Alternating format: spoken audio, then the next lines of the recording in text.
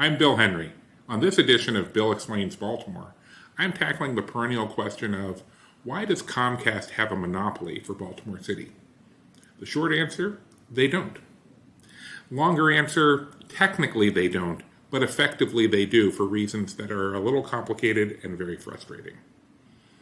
There's long been a stubborn belief in Baltimore that Comcast holds a monopoly over cable TV services and broadband internet access.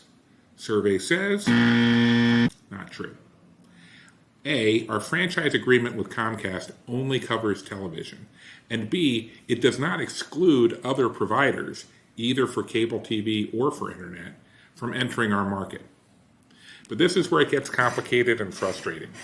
The first complication is that while the city is open for competition, the multinational telecommunications companies that provide most cable TV services and broadband internet access have largely divvied up the various markets, and Comcast got Baltimore City.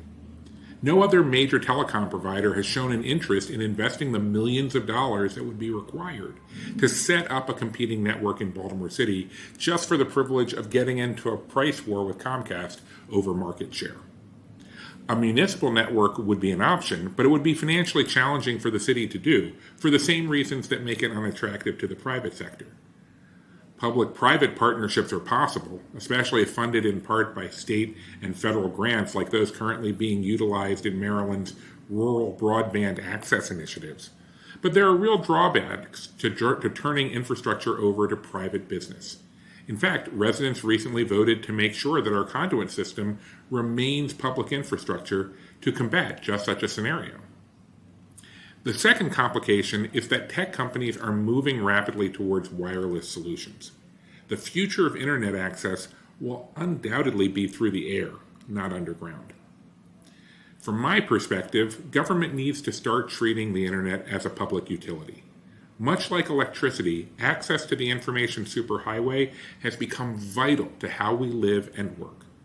Costs should be regulated to allow access for all, not just those who can afford it easily.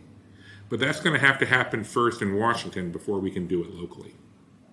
So that's where we're at. If you have a question for our next Bill Explains Baltimore, email us at comptroller@baltimorecity.gov. Thanks for watching.